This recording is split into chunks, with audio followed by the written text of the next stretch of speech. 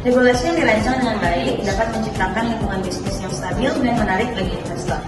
Terdapat beberapa aspek utama dari regulasi yang efektif. Poin yang pertama yaitu kepastian hukum.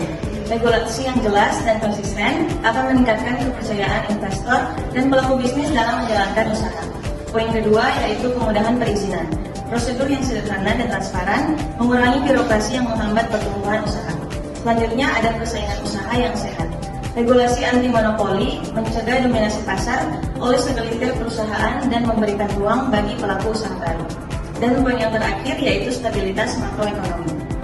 Regulasi di sektor keuangan dan fiskal dapat menjaga inflasi nilai tukar serta kebijakan perpajakan yang kondusif bagi dunia usaha. Selanjutnya, dampak deregulasi dan overregulasi terhadap inovasi dan investasi.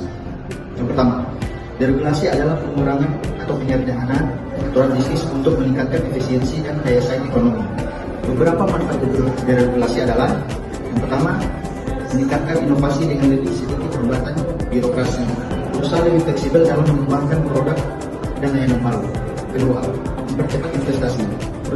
Prosedur investasi yang sederhana menarik lebih banyak investor, baik domestik maupun asing. Ketiga, menekan biaya operasional.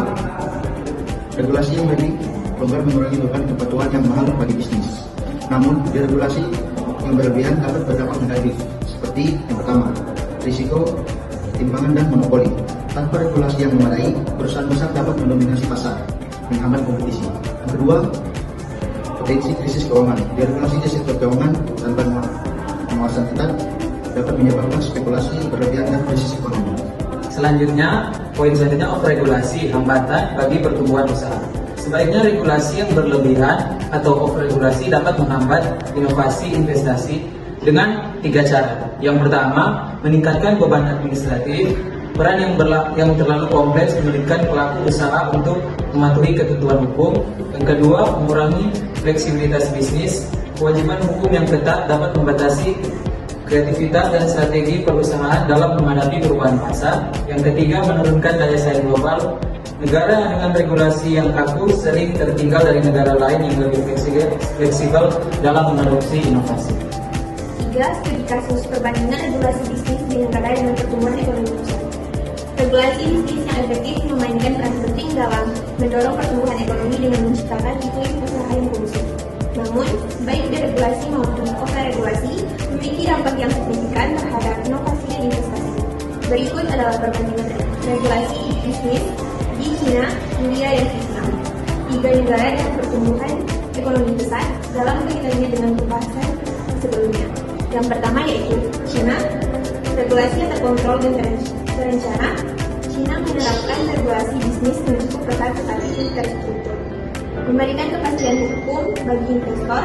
Pemerintah mengontrol sektor strategis seperti teknologi dan keuangan. Tetapi memberikan insentif pajak dan kemudahan investasi di sektor manufaktur.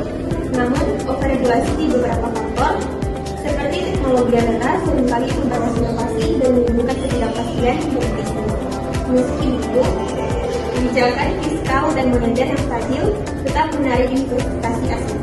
Yang kedua yaitu India, reformasi untuk deregulasi yang bertahap. India sedang dalam proses deregulasi untuk meningkatkan kemudahan berbisnis.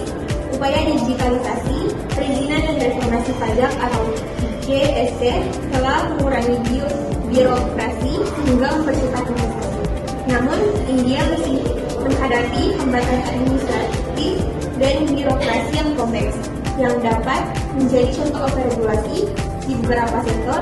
Regulasi tenaga kerja yang masih ketat juga sering menghambat fleksibilitas bisnis.